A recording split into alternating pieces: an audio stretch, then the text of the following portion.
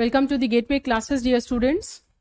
So we are studying engineering chemistry affiliated with AKTU. Unit 2 के lecture number 6 को हम आज शुरू करने जा रहे हैं.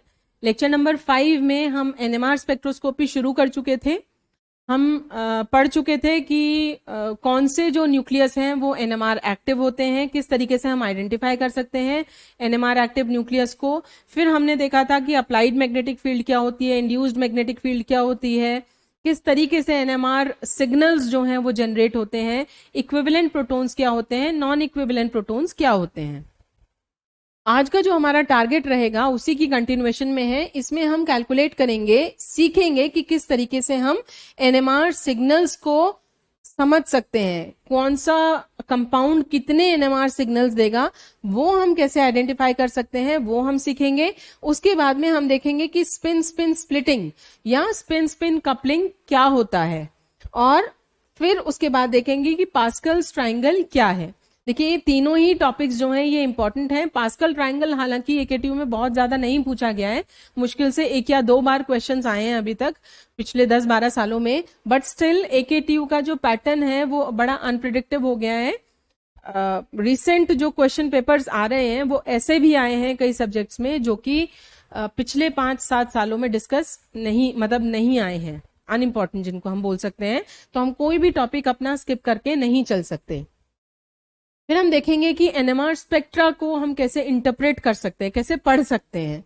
उसके बाद में हाइड्रोजन बॉन्डिंग का क्या इफेक्ट होता है केमिकल शिफ्ट पे, ये हमें देखना है. केमिकल शिफ्ट क्या होता है ये हम पिछले लेक्चर में पढ़ चुके हैं. हम स्ट्रक्चरल आइसोमर्स को NMR स्पेक्ट्रा की हेल्प से किस तरीके से आइडेंटिफाई कर सकते हैं ये हम देखेंगे. और फिर हम कुछ एकेटीयू के क्वेश्चंस, हालांकि मैं ड्यूरिंग दी लेक्चर आपको बताती रहूंगी कि किस किस टॉपिक पे क्वेश्चंस आते हैं. तो शुरू करते हैं अपने पहले टॉपिक से, जो है नंबर ऑफ NMR सिग्नल्स. किस तरीके से हम number of signals NMR spectra में पता करते हैं या किसी भी कंपाउंड में पता करते हैं. तो उसके लिए देखिए, जैसे मैंने आपको पिछले लेक्चर में समझाया था, सबसे पहले जो हमें आइडेंटिफाई करना है वो देखना है कि इसमें कितने सेट्स हैं इक्विवेलेंट प्रोटॉन्स के. जितने भी सेट्स हमारे इक्विवेलेंट प्रोटॉन्स के बनेंगे उतने ही सिग्नल्स हमें NMR स्पेक्ट्रा में देखने को मिलेंगे. तो देखिए यहाँ पे एग्जाम्पल भी कोट कर रखा है. सबसे पहला जो कंपाउंड हमने लिया है वो CH3OCH3. जैसा मैंने आपको प्रीवियस लेक्चर में समझाया था, ये 3 प्रोटॉन्स जो हैं इन 3 प्रोटॉन्स के जैसे ही हैं. क्यों हैं? क्योंकि जब हम इनको देखिए इस तरीके से बना लेते हैं, H, ये इस कार्बन से 3 हाइड्रोजन अटैच्ड है, फिर बीच में ऑक्सीजन है, और ये जो कार्बन है इसके पास फिर से 3 हाइड्रोजन एटम्स अटैच्ड हैं. तो देखिए ये जो 3 हाइड्रोजन एटम अटैच्ड हैं इस कार्बन से, इनका एनवायरमेंट कैसा है, इधर कुछ नहीं है, इधर ऑक्सीजन है. इसी तरीके से ये जो 3 प्रोटॉन्स हैं, ये जिस कार्बन से अटैच्ड है उससे इधर ऑक्सीजन है, इधर कुछ नहीं है. तो यानी ये 6 के 6 प्रोटॉन्स जो हैं ये कैसे हैं, बिल्कुल एक जैसे हैं. इसीलिए इनको भी A से रिप्रेजेंट किया गया है, इनको भी A से रिप्रेजेंट किया है. सारे प्रोटॉन्स इक्विवेलेंट हैं, ऑल इक्विवेलेंट हाइड्रोजन एटम्स हैं. इसलिए हमें, क्योंकि एक ही सेट मिला है, इसमें हमारे पास क्या है, 1 सेट ऑफ 6 इक्विवेलेंट प्रोटॉन्स. ठीक है. अब एक सेट है तो हमें क्या होगा, एक ही NMR सिग्नल मिलेगा. जितने भी इस तरीके के सेट्स मिलेंगे उतने ही NMR सिग्नल्स मिलेंगे. नेक्स्ट देखिए, ये है CH3, CH2, Cl. तो इसमें तो आप आइडेंटिफाई कर सकते हैं आराम से, स्ट्रक्चर ड्रॉ करने की जरूरत नहीं है कि ये 3 प्रोटॉन्स इन 2 प्रोटॉन्स से अलग है. कैसे मैंने इनको देखा, क्योंकि इधर क्लोरीन है, इधर कुछ भी नहीं है. ये 3 प्रोटॉन्स जिस कार्बन से अटैच्ड है उस पर 2 हाइड्रोजन एटम्स है. ठीक है. एनवायरमेंट इनका टोटली डिफरेंट है. तो ये HA से हमने आइडेंटिफाई कर लिया, ये HB से, यानी 2 सेट्स है मेरे पास. A में मेरे पास कितने प्रोटॉन्स हैं, 3 इक्विवेलेंट प्रोटॉन्स हैं. B में मेरे पास कितने हैं, 2 इक्विवेलेंट प्रोटॉन्स हैं. ठीक है. तो मेरे पास 2 तरीके के प्रोटॉन्स हैं, इसलिए मेरे पास कितना आएगा, 2 NMR सिग्नल्स आएगा. नेक्स्ट देखिए, CH3OCH2CH3. Now you can identify. अब तक हम काफी सारे एग्जांपल्स देख चुके हैं, तो अब तक आपको आइडेंटिफाई करना आ गया होगा. इस केस में देखिए, ये और ये तीनों अलग अलग तरीके के प्रोटॉन्स हैं. यानी मेरे पास यहाँ पे 3 सेट ऑफ इक्विवेलेंट प्रोटॉन्स हैं. 3 सेट्स ऑफ इक्विवेलेंट प्रोटॉन्स। ठीक है, 3 सेट्स है मेरे पास, तो मेरे को 3 ही सिग्नल्स मिलेंगे। ये 3 सेट्स में अलग अलग है। ए में मेरे पास कितने हैं? 3 इक्विवेलेंट प्रोटॉन्स हैं। बी में मेरे पास 2 इक्विवेलेंट प्रोटॉन्स हैं। और सी में अगेन मेरे पास 3 इक्विवेलेंट प्रोटॉन्स हैं। ठीक है, तो इस तरीके से मेरे पास कितने हैं? 3 सेट्स हैं, इसलिए मुझे 3 सिग्नल्स मिले। नेक्स्ट देखिए, यहां पे है Cl, CH2, CH2, Cl। अब आप देख सकते हैं ये बिल्कुल एक जैसे हैं, है ना, इनका एनवायरमेंट बिल्कुल एक जैसा है। तो ये दोनों ही तरीके के प्रोटॉन्स को हमने रिप्रेजेंट किया है Ha से, यानी एक ही तरीके के सारे प्रोटॉन्स हैं, इसलिए मुझे कैसा मिलेगा? एक NMR सिग्नल मिलेगा, है ना। यहाँ पे कितने हैं? 4 इक्विवेलेंट प्रोटॉन्स हैं,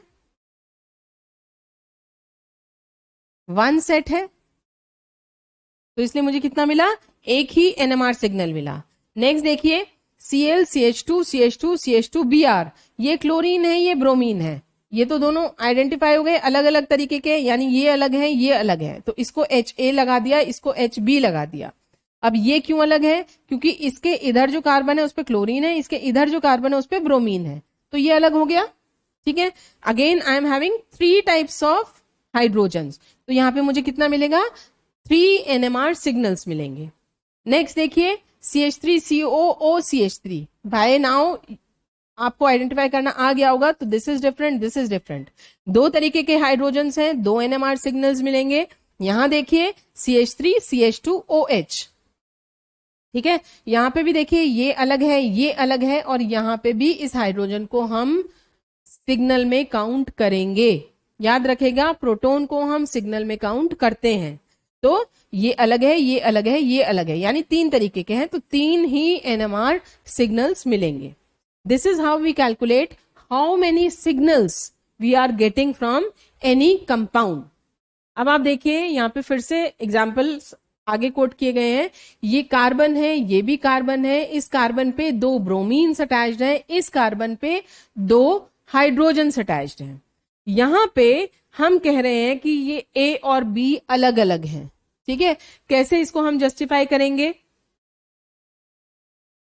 पहले देखो कि क्या ये अलग अलग हैं भी या नहीं।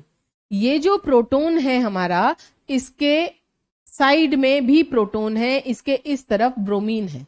इसी तरीके से ये जो प्रोटॉन है हमारा, इसके भी साइड में प्रोटॉन है, इसके सामने ब्रोमीन है। तो मेरे हिसाब से ये दोनों बिल्कुल एक जैसे प्रोटॉन्स हैं, एक जैसे प्रोटॉन्स हैं। देखिए Ha एंड Hb दोनों ही सिस हैं ब्रोमीन से, इसके सिस पोजीशन पे भी ब्रोमीन है, इसकी सिस पोजीशन पे भी ब्रोमीन है, इसलिए क्या है? ये इक्विवेलेंट प्रोटॉन्स हैं, ये दोनों बिल्कुल एक जैसे हैं, तो ये एक ही NMR सिग्नल देंगे, एक जैसे हैं। नेक्स्ट आइए, यहां पे हमारे पास ये ब्रोमीन है, ये हाइड्रोजन है, ये हाइड्रोजन है, ये ब्रोमीन है। ठीक है, यहां पे भी देखिए ये जो प्रोटॉन है इसकी सिस पोजीशन पे यहाँ ब्रोमीन है, ये जो प्रोटॉन है इसकी सिस पोजीशन पे यहाँ ब्रोमीन है, इस प्रोटॉन के साइड में ब्रोमीन है, इस प्रोटॉन के भी साइड में ब्रोमीन है, ये भी कार्बन से अटैच्ड है, ये भी कार्बन से अटैच्ड है, तो यानी बिल्कुल एक जैसे हैं। अगेन Ha और Hb कैसे हैं? दोनों ही सिस हैं ब्रोमीन से, इसलिए ये कैसे हैं? इक्विवेलेंट है, इसलिए हमारे पास एक ही NMR सिग्नल आएगा। नेक्स्ट देखिए, यहां पे ये कार्बन है, ये कार्बन है, इस कार्बन से 2 प्रोटॉन्स जुड़े हैं, और इस कार्बन से एक यहाँ पे ऑक्सीजन है, एक यहाँ पे ब्रोमीन है। ठीक है, अब आप देखो इस प्रोटॉन के सिस पोजीशन पे क्या है? ऑक्साइड, इस प्रोटॉन के सिस पोजीशन पे क्या है? ब्रोमीन, यानी दोनों अलग अलग हैं। अब आप देखिए Ha is cis to methoxy, ये आएगा CH3, मिथॉक्सी ग्रुप के हैं, while Hb is cis to bromine, इसलिए कैसे हैं? ये इक्विवेलेंट नहीं है। अब इक्विवेलेंट नहीं है, 2 है, तो मेरे पास यहाँ पे 2 NMR सिग्नल्स आएंगे। ठीक है, 2 NMR सिग्नल्स आएंगे, और एक और सिग्नल मिलेगा, किससे मिलेगा? ये वाले जो 3 प्रोटॉन्स हैं। ठीक है, तो यहाँ पे मेरे पास टोटल कितने सिग्नल आएंगे? 3 सिग्नल्स आएंगे, एक इन प्रोटॉन्स की वजह से, एक इस प्रोटॉन की वजह से, और एक इस प्रोटॉन की वजह से। कुछ एग्जाम्पल्स हम अपने आप देख लेते हैं।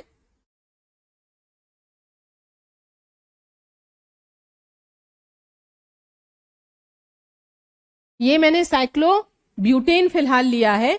अब आप देख सकते हो इसमें भी हर पोजीशन पे कार्बन एटम है, ठीक है। मैं कहती हूं कि यहाँ पे ये हाइड्रोजन है और ये नीचे इसके Cl है, ये हाइड्रोजन है और ये हाइड्रोजन है, ये Br है और यहाँ पे ये हाइड्रोजन है, ये हाइड्रोजन है और ये हाइड्रोजन है। जो इस तरीके के हमारे कंपाउंड्स हैं उनमें हम कैसे आइडेंटिफाई करेंगे? तो देखो यहाँ पे सबसे पहले हमें फोकस करना है हाइड्रोजन एटम्स पे। तो हम अपने हाइड्रोजन एटम्स को देखना शुरू करते हैं। ये हाइड्रोजन एटम जो है इसके साथ में क्लोरीन है। क्या यहाँ पे और कोई कार्बन एटम या हाइड्रोजन एटम आपको दिख रहा है जिसके साथ में क्लोरीन हो? नहीं दिख रहा। तो ये बिल्कुल डिफरेंट है, इसको हमने मार्क कर लिया। नेक्स्ट हम आते हैं इस पे, इसके पास 2 हाइड्रोजन एटम्स हैं। क्या कोई ऐसा कार्बन है हमारे पास जिसमें हाइड्रोजन एटम्स? हाँ, ये वाला कार्बन है जिसमें 2 हाइड्रोजन एटम्स हैं। अब देखते हैं क्या ये 2 hydrogen atoms in 2 hydrogen atoms के जैसे हैं? ये जो हाइड्रोजन है इसके साथ में हाइड्रोजन ही है, इसके बराबर में, यानी जैसे ये प्लेन है तो ऊपर वाला हाइड्रोजन एटम जो है वो ये है, ये है, ये है और ये है। तो ऊपर की पोजीशन पे यहाँ पे हाइड्रोजन है, इसके इधर मैं देखूं तो ब्रोमीन है, ठीक है, राइट। क्या ये हाइड्रोजन भी ऐसा ही है? ये हाइड्रोजन के इधर हाइड्रोजन है, इधर ब्रोमीन है, एग्जैक्टली सेम तरीके की सिचुएशन में है ये, ठीक है। तो इसके सिस में अगर मैं देखूं तो ये वाला और ये है, इसके इधर ये है और ये है, इसके साथ में हाइड्रोजन है, इसके भी साथ में हाइड्रोजन है, ठीक है। तो हम कहेंगे कि ये हाइड्रोजन और ये हाइड्रोजन बिल्कुल एक जैसे हैं, राइट। ये हाइड्रोजन और ये हाइड्रोजन बिल्कुल एक जैसे हैं, तो इनको मैंने मार्क कर लिया बी। नेक्स्ट आते हैं इस हाइड्रोजन को देखते हैं। इस हाइड्रोजन के इस पोजीशन पे क्या आएगा? ये वाला हाइड्रोजन एटम और इधर आएगा क्लोरीन।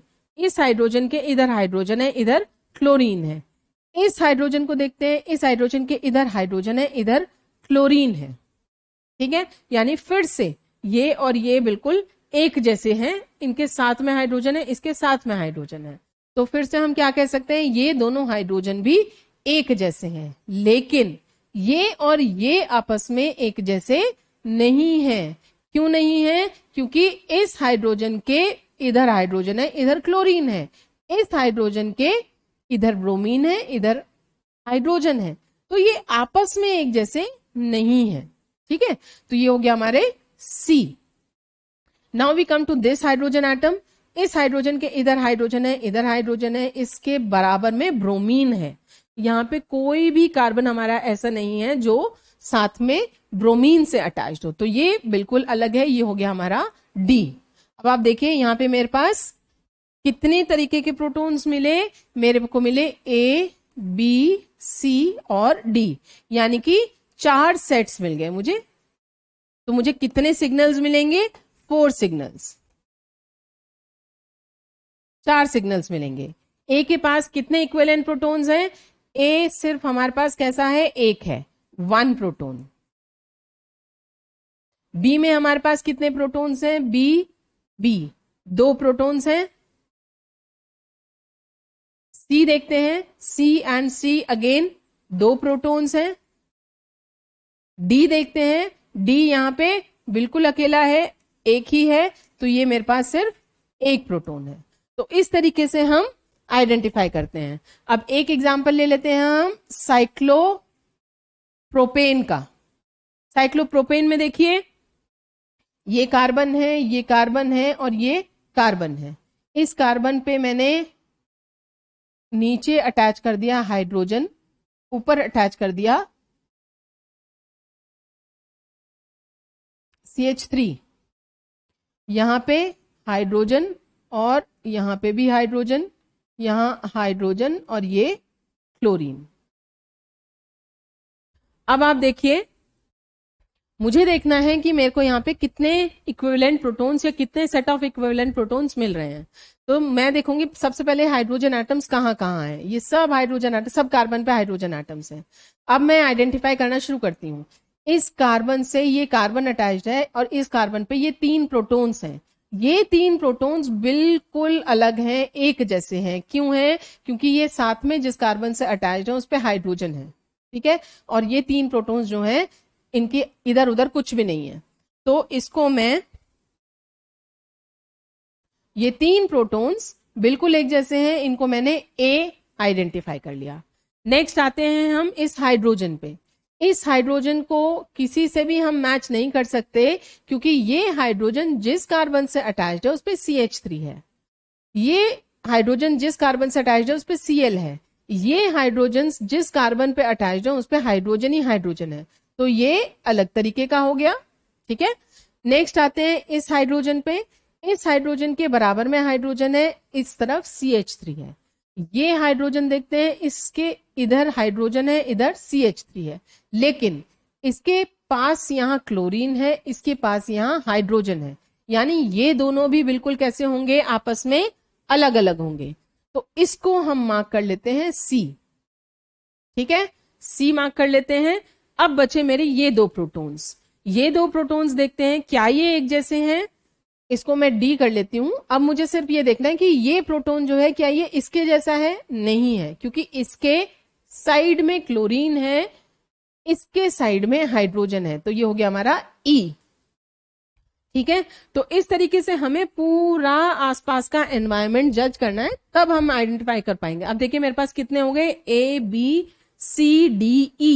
यानी कि 5 तरीके के, 5 टाइप्स ऑफ प्रोटॉन्स है मेरे पास यहाँ पे इस मॉलिक्यूल में।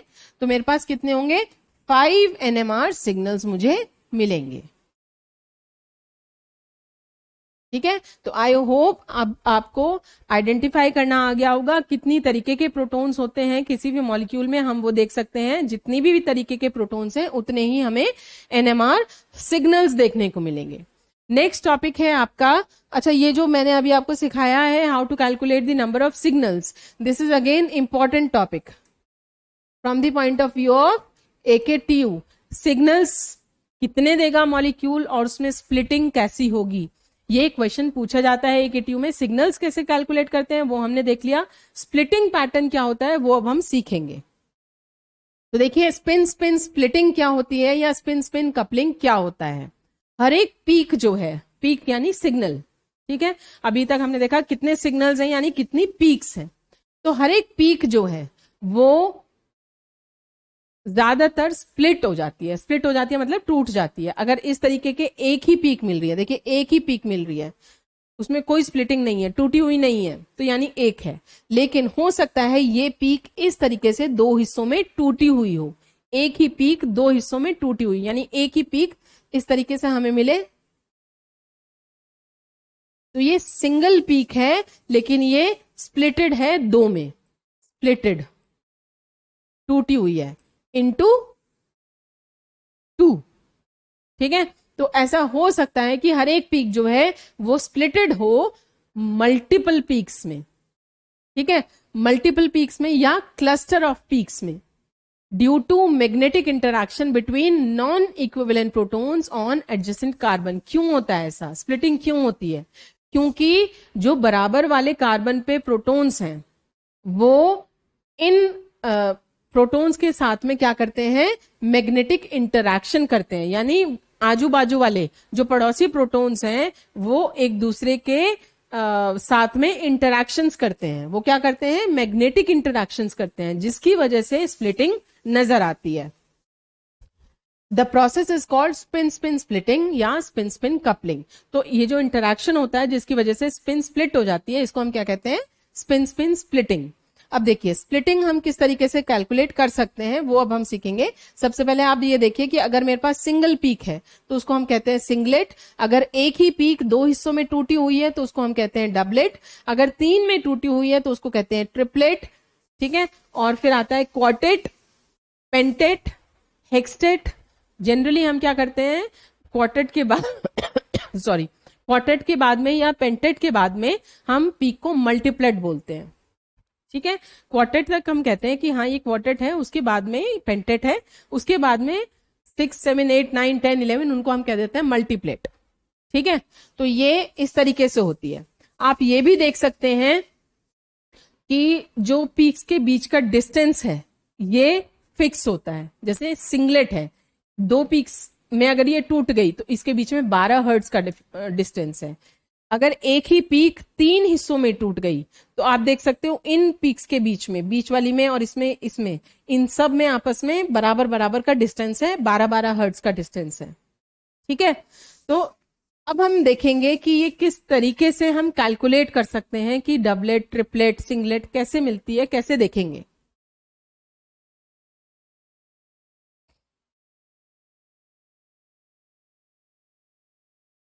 स्प्लिटिंग देखिए कैसे देख सकते हैं। स्प्लिटिंग के लिए मेरे पास फॉर्मूला है n+1 या n+1 n-+1, जहां पे कि n जो है वो क्या है, number of neighbouring protons. n क्या है हमारा, नंबर ऑफ नेबरिंग प्रोटॉन्स है। तो अब देखिए कुछ एग्जांपल्स लेके हम समझ लेते हैं। जैसे मैंने यहां पे लिया CH3, CH2 और Cl। तो अब आप आइडेंटिफाई कर पा रहे हैं ये दोनों जो हैं ये अलग अलग तरीके के प्रोटॉन्स हैं। तो कितने सिग्नल्स मुझे मिलेंगे, यहाँ पे 2 सिग्नल्स मिलेंगे, क्योंकि यहाँ पे 2 तरीके के प्रोटॉन्स हैं, 2 सिग्नल्स मिलेंगे। ये जो प्रोटॉन्स हैं इनको मैंने A और इनको मैंने B मार्क कर लिया। ठीक है, अब मुझे निकालनी है स्प्लिटिंग। तो A के लिए जो प्रोटॉन्स के लिए मैं स्प्लिटिंग निकालूंगी वो कैसे निकालूंगी, क्या फॉर्मूला लगेगा हमारा, n+1। n क्या है, number of neighbouring protons. Neighbour में प्रोटॉन्स कितने हैं, 2 प्रोटॉन्स हैं। इन 3 प्रोटॉन्स के नेबर में कितने हैं, 2 प्रोटॉन्स हैं, यानी n की वैल्यू क्या हो गई, 2। तो ये हो जाएगा 2+1 यानी 3। तो ये क्या देगा, ट्रिपलेट। इससे मुझे मिला ट्रिपलेट। ठीक है, इसी तरीके से B के लिए अगर मैं निकालना चाहूं तो जो B प्रोटॉन्स हैं हमारे, वो उसके नेबर में कितने प्रोटॉन्स हैं, 3। तो n की वैल्यू हो जाएगी 3। तो ये आ गया 3+1 यानी 4। तो ये क्या देगा, क्वार्टेट। ठीक है, तो ये हो गए हमारे स्प्लिटिंग पैटर्न्स। सिग्नल कितने हैं, 2 सिग्नल्स हैं और ये हो गए हमारे स्प्लिटिंग। इस तरीके से हम कैलकुलेट कर सकते हैं। एक और देखिए कंपाउंड, ये मैंने लिया यहां पे CH3, CH2, फिर CHCl और CH3। ठीक है, ये कंपाउंड मैंने लिया। तो देखिए ये 3 प्रोटॉन्स बाकी सबसे अलग हैं, ये 3 प्रोटॉन्स बाकी सबसे अलग हैं, ये 2 बिल्कुल अलग हैं, ये बिल्कुल अलग हैं। तो यानी 1 2 3 4 तरीके के प्रोटॉन्स है मेरे पास इस कंपाउंड में, 4 टाइप्स ऑफ प्रोटॉन्स। ये आप अब तक सीख चुके हैं। तो यहां पे मुझे कितने मिलेंगे, 4 सिग्नल्स मिलेंगे। ठीक है, I will get 4 signals. Now मुझे देखना है कि ये जो सिग्नल्स मुझे मिले हैं ये स्प्लिटिंग पैटर्न क्या देंगे। तो इनको पहले मैं A, B, C और D मार्क कर लेती हूं। अब देखिए A के लिए जो फॉर्मूला लगेगा, क्योंकि एक ही तरफ हमारे प्रोटॉन्स हैं दूसरी तरफ नहीं है, तो इसमें हम फॉर्मूला लगाएंगे n+1। n क्या है, यहाँ पे 2 है, तो ये हो जाएगा 2+1 यानी कि 3, यानी ट्रिपलेट। नेक्स्ट देखते हैं इनको, B को। B में देखिए इधर भी प्रोटॉन्स हैं और इधर भी प्रोटॉन्स हैं, ये अलग हैं और ये अलग हैं, दोनों अलग अलग तरीके के प्रोटॉन्स हैं। तो इसमें जो फॉर्मूला लगेगा वो लगेगा n+1 एंड n-+1। ठीक है, अगर इधर और इधर बिल्कुल एक जैसे प्रोटॉन्स हैं, यानी ये भी A है ये भी A है, तो टोटल नंबर ऑफ प्रोटॉन्स जो फॉर्मूला लगेगा वो n+1 लगेगा। लेकिन अगर इधर अलग है इधर अलग है, इधर A है इधर C है, तो लगेगा n+1 n-+1। तो ये हो जाएगा 3+1 एंड इधर कितना प्रोटॉन है, 1, तो 1+1, ये आ गया हमारा 4 × 2 यानी 8। तो यहां पे क्या आएगा, मल्टीप्लेट। ठीक है, नेक्स्ट देखिए CHCl। तो ये C है, इधर B टाइप है इधर D टाइप है। अगेन C के लिए क्या लगेगा, फिर से यही फॉर्मूला लगेगा n+1 and n dash plus 1, 2 plus 1 और इधर क्या है 3 प्लस 1, तो ये हो गया 3 इंटू 4 यानी 12। फिर से क्या आया हमारे पास मल्टीप्लेट। इसको देखिए डी टाइप में कितने प्रोटॉन्स हैं, 3 प्रोटॉन्स हैं, बराबर में सिर्फ एक है, तो ये आएगा हमारा n प्लस 1, यह आ गया 1 प्लस 1 यानी 2, मतलब कि यह क्या हो गया डबलेट। इस तरीके से हम स्प्लिटिंग कैलकुलेट करते हैं। अच्छा एक और एग्जांपल मैं लेती हूं यहां पे, देखिए CH3 CO CH2 and CH3, तो यहां आप आइडेंटिफाई कर सकते हैं कि यहां पे 3 तरीके के प्रोटॉन्स हैं,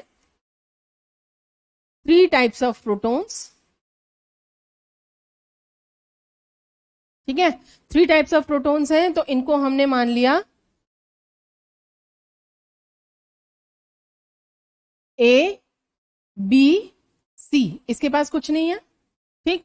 तो A की वजह से जो आएगा, A प्रोटॉन्स की जो स्प्लिटिंग होगी वो कैसी होगी, हमें देखना है बिल्कुल बराबर वाले कार्बन पे जो प्रोटॉन्स हैं उनकी वजह से स्प्लिटिंग होती है।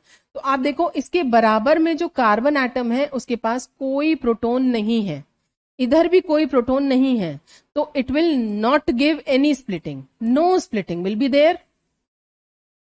तो कैसी पीक मिलेगी, सिंगलेट, ठीक है, इस पे मिलेगी हमें singlet without any splitting. B में देखिए, बी के इधर कुछ नहीं है, इधर 3 प्रोटॉन्स हैं, एक जैसे हैं, तो बी की वजह से क्या मिलेगा हमें n प्लस 1, ये मिलेगा 3 प्लस 1 यानी 4 यानी क्वार्टेट। सी को देखिए, सी में भी सिर्फ इस तरफ प्रोटॉन्स है, इधर कुछ नहीं है, एक ही जैसे हैं, तो अगेन n प्लस 1, ये आ जाएगा हमारा 2 प्लस 1 यानी कि 3, तो ये आ गया हमारा ट्रिपलेट, ठीक है। इस तरह से हम कैलकुलेट करेंगे। एल्कोहल्स के केस में आपको ध्यान रखना है, अगर हमारे पास इस तरीके का कोई कंपाउंड है CH3 CH2 OH, तो ये हाइड्रोजन भी काउंट करेंगे, ठीक है, ये हाइड्रोजन भी काउंट करेंगे। तो इस केस में मेरे पास कितने आएंगे, 3 सिग्नल्स आएंगे, A B C। A जो है वो कितने देगा, अब सीधा सीधा कैलकुलेट कर सकते हो आप, A के बराबर में 2 है तो ये देगा ट्रिपलेट। B जो है वो क्या देगा, n plus 1 n dash plus 1, यानी इधर 3 प्लस 1 और इधर 1 यानी 1 प्लस 1, ये हो गया 4 इंटू 2 यानी 8 मल्टीप्लेट। इधर देखिए C जो है ये क्या देगा, बराबर में 2 प्रोटॉन्स हैं, तो n plus 1 that is 2 plus 1 यानी 3 यानी ट्रिपलेट, ठीक है। इस तरीके से हमें कैलकुलेट करने हैं। नेक्स्ट देखिए कपलिंग कांस्टेंट क्या होता है, जो डिस्टेंस होता है between the centres of adjacent peaks. Adjacent peaks कौन सी हैं, जो पीक स्प्लिट हो गई है, जैसे मैंने आपको कहा था कि एक सिंगल पीक है जो कि 2 हिस्सों में ऐसे स्प्लिट हो गई है, तो ये जो डिस्टेंस है, distance between the 2 adjacent peaks in a multiplet is usually constant। तो ये डिस्टेंस जो होता है ये कैसा होता है, ये कांस्टेंट होता है, ठीक है। इसको हम कहते हैं कपलिंग कांस्टेंट, और इसको हम किससे डिनोट करते हैं, इसको हम डिनोट करते हैं J से। कपलिंग कांस्टेंट को डिनोट किया जाता है J से। It is a measure of magnetic interaction between a pair of protons and is independent of the applied field strength। तो इसके ऊपर applied field का, उसकी strength क्या, उसका कोई फर्क इसके ऊपर नहीं पड़ता। ये किस पे डिपेंड करता है, ये सिर्फ इस बात पे डिपेंड करता है कि आपस में जो प्रोटॉन्स का इंटरैक्शन हो रहा है, मैग्नेटिक इंटरैक्शन, वो कैसा है, ठीक है। तो ये हमेशा कांस्टेंट रहेगा, यानी डबलेट का हमेशा हम कैसे पता कर सकते हैं, J की वैल्यू से। जे की वैल्यू डबलेट के केस में हर एक कंपाउंड में एक जैसी होगी। इसी तरीके से अगर कोई कंपाउंड ट्रिपलेट दे रहा है तो ट्रिपलेट में जे की जो भी वैल्यू है वो सभी कंपाउंड्स में ट्रिपलेट अगर मिल रहा है तो एक जैसी होगी। तो जे की वैल्यू से हम आइडेंटिफाई कर सकते हैं कि ये दो अलग अलग पीक्स हैं या ये डबलेट है। ठीक है, तीन पीक्स हैं या ट्रिपलेट है, जे की वैल्यू से हम आइडेंटिफाई कर सकते हैं क्योंकि ये कांस्टेंट है। Value of coupling constant is independent of the external field.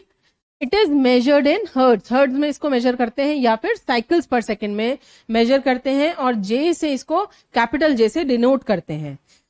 हम कह सकते हैं कि वैल्यू जो जे की है वो सेम रहती है चाहे अप्लाइड फील्ड कुछ भी हो। ठीक, तो इंक्रीज अगर हम करेंगे मैग्नेटिक फील्ड की स्ट्रेंथ को तो क्या होगा, it will increase the chemical shift, chemical shift को वो बढ़ाएगा, है ना।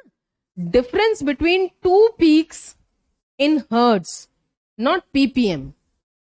ठीक है, तो ये क्या करेगा, केमिकल शिफ्ट को बढ़ाएगा ये, लेकिन कपलिंग कांस्टेंट जो है वो कैसा रहेगा, वो सेम रहेगा, कांस्टेंट रहेगा, चेंज नहीं होगा।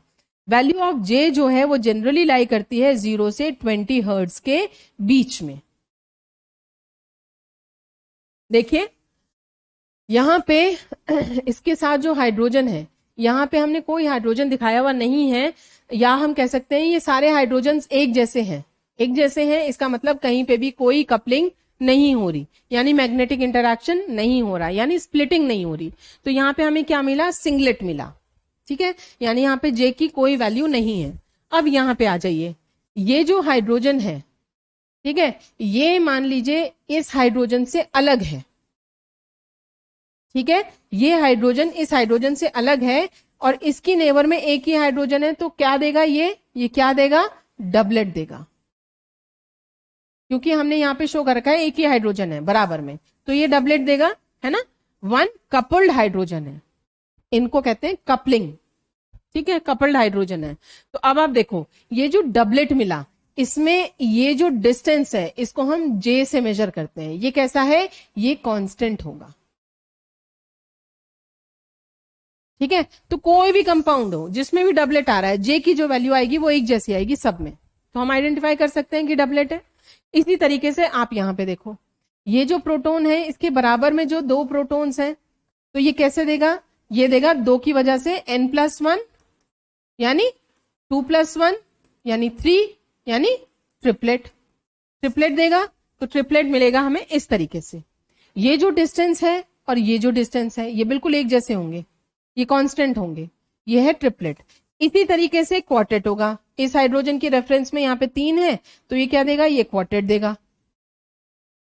क्वार्टेट किस तरीके से होगा, इस तरीके से होगा, ये जे की वैल्यू है, ये जे की वैल्यू है, ये जे की वैल्यू है, ये अगेन कैसी है, कांस्टेंट है, तो ये क्वार्टेट है। इस तरीके से ये जो डिस्टेंस होता है between the two splitted peaks, इसको हम कहते हैं कपलिंग कांस्टेंट, और इसको हम जे से दिखाते हैं।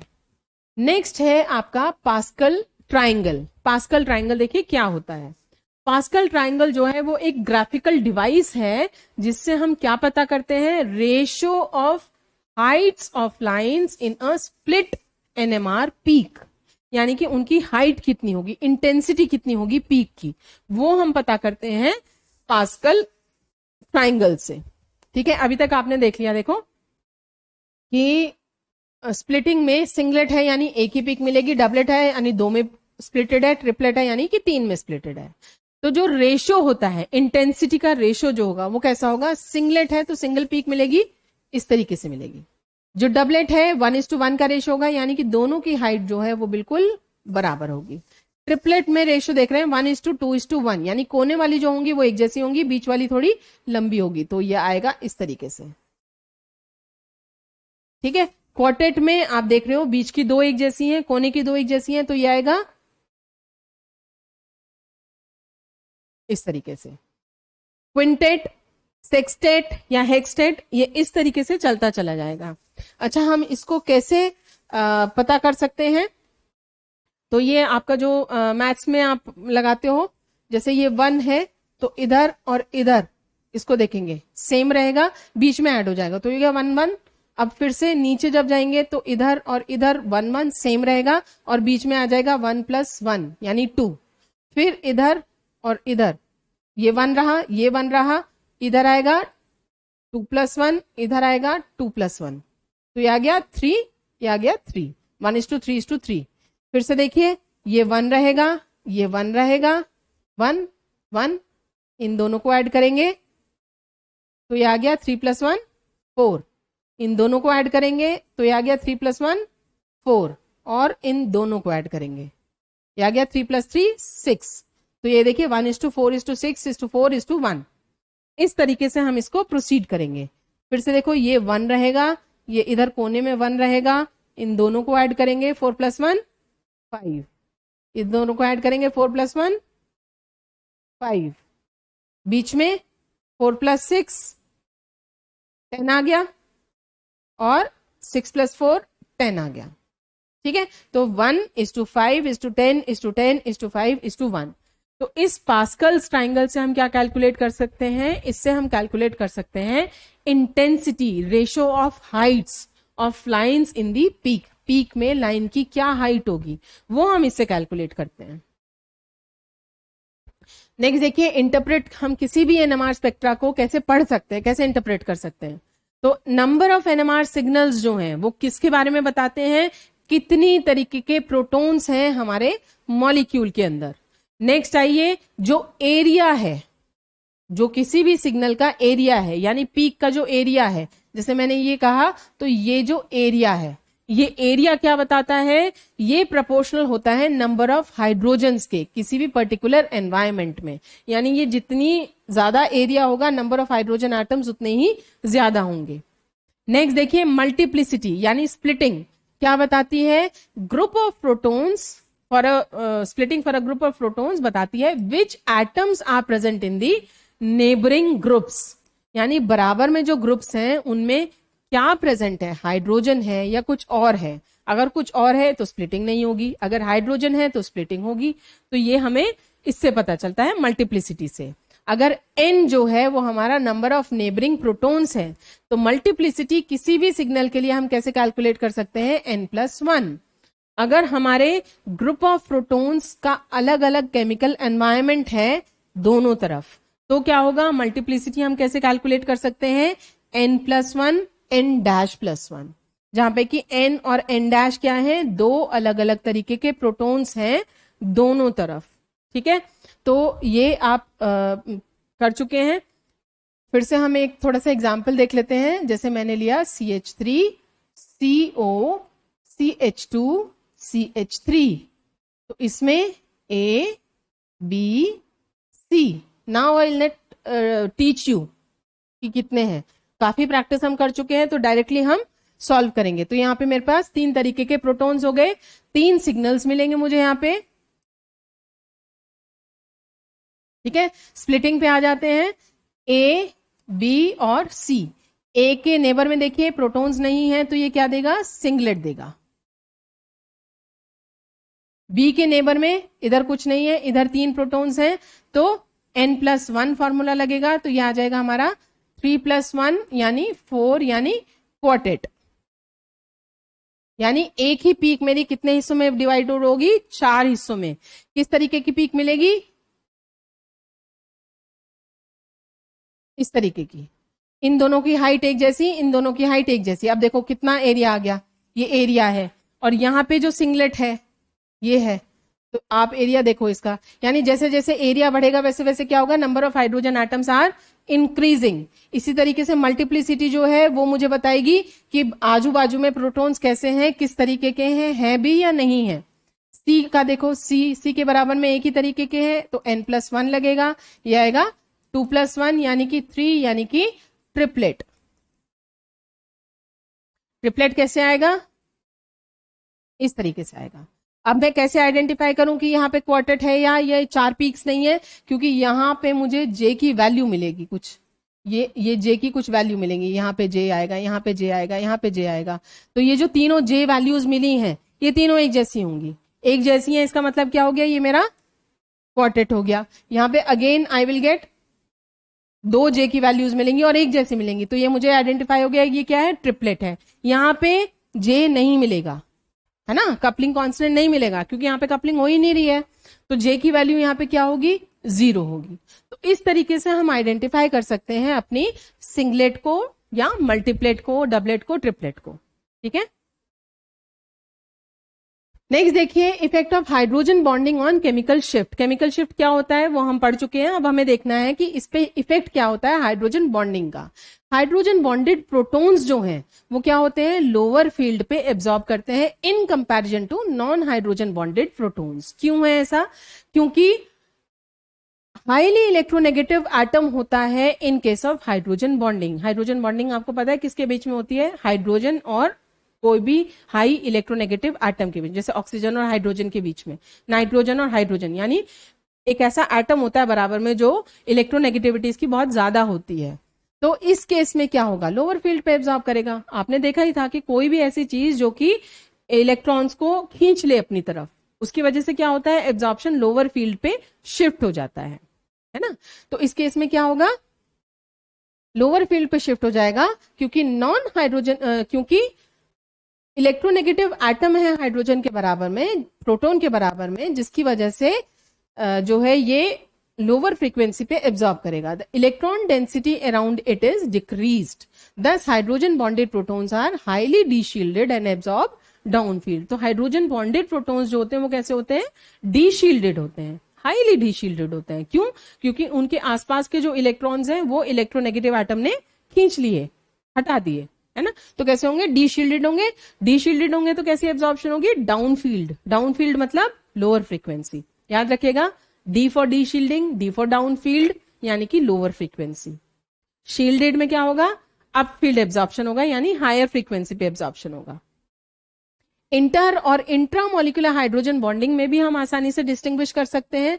कैसे डिस्टिंग्विश कर सकते हैं, इंट्रामोलिकुलर हाइड्रोजन बॉन्डिंग जो है वो कोई भी शिफ्ट नहीं दिखाती एब्जॉर्प्शन पोजीशन में जब हम उसकी कंसंट्रेशन चेंज करते हैं। यानी कि उसमें अगर हम कोई सॉल्वेंट ऐड करेंगे तो क्या होगा, उसमें जो हाइड्रोजन बॉन्डिंग है उसमें कोई शिफ्ट देखने को नहीं मिलेगा।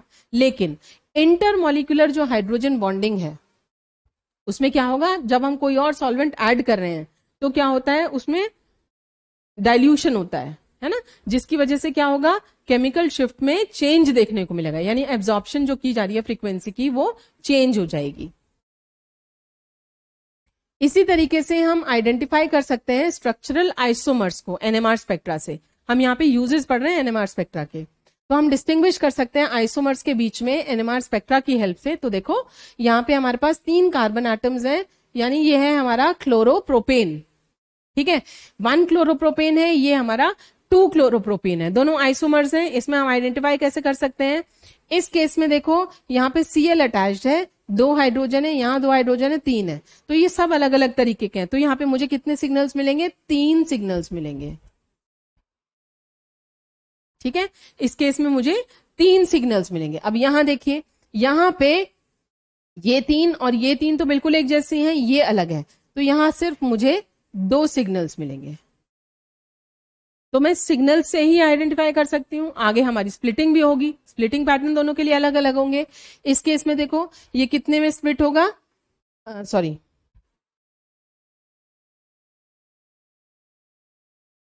यहां पे जो स्प्लिटिंग होगी इनकी ए, ये हो गया बी और ये हो गया सी। ए की जो स्प्लिटिंग होगी वो किसकी वजह से होगी, बी की वजह से होगी। तो कितने देगा ये, 2 + 1 ट्रिपलेट, यानी ए जो देगा वो मुझे क्या देगा, ट्रिपलेट। बी को देखिए, बी की स्प्लिटिंग इसकी वजह से भी होगी, इसकी वजह से भी होगी, इधर 2 है, ठीक है, तो ये हो जाएगा 2 + 1 3 और इधर 3 है, 3 + 1 4, तो 4 × 3 12, तो बी क्या देगा, मल्टीप्लेट। और सी के केस में देखिए, सी के बराबर में क्या है, 2 प्रोटॉन्स हैं, 2 प्रोटॉन्स हैं, इसका मतलब क्या देगा, अगेन ट्रिपलेट। ये इसका एनएमआर स्पेक्ट्रा है। इस केस में देखिए, इस केस में ये और ये एक जैसे हैं, तो 2 सिग्नल्स मिलेंगे, ये भी ए है, ये भी ए है, ये बी है, तो ए क्या देगा, ए में हमारे पास कितने प्रोटॉन्स हैं? 6 प्रोटॉन्स हैं। बराबर में क्या है? सिर्फ एक प्रोटॉन है, तो ए की वजह से हमें मिलेगा डबलेट। ठीक है, बी की वजह से देखिए ये बी है, इसके इधर 3 है, इधर 3 है, सब एक जैसे हैं, तो ये हो जाएगा n+1। n की वैल्यू क्या है? 6, 6+1 7, तो ये देगा अगेन मल्टीप्लेट। तो हम आइडेंटिफाई कर सकते हैं स्ट्रक्चरल आइसोमर्स को।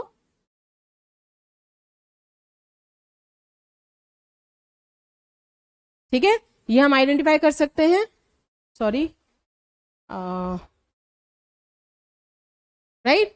तो यहां पे देखिए ए में 3 सिग्नल्स मिलेंगे, whereas we see only 2 signals in the spectrum of B, which is clear distinction between 2। तो यहाँ 3 सिग्नल है, यहाँ 2 सिग्नल है। हम स्ट्रक्चरल आइसोमर्स को आइडेंटिफाई कर सकते हैं। This was all for NMR spectroscopy. ठीक है, यहाँ पे आपकी एनएमआर स्पेक्ट्रोस्कोपी भी खत्म होती है। नेक्स्ट लेक्चर में हम पढ़ेंगे इंस्ट्रूमेंटेशन के बारे में। एंड यस, एक लेक्चर हम ऐसा भी लेंगे जिसमें हमने जो 3 स्पेक्ट्रोस्कोपिक टेक्निक्स पढ़ी हैं उनके सभी क्वेश्चंस, किस तरीके से हम मॉलिक्यूलर एनालिसिस कर सकते हैं, स्ट्रक्चरल एनालिसिस, वो सीखेंगे। Thank you for now.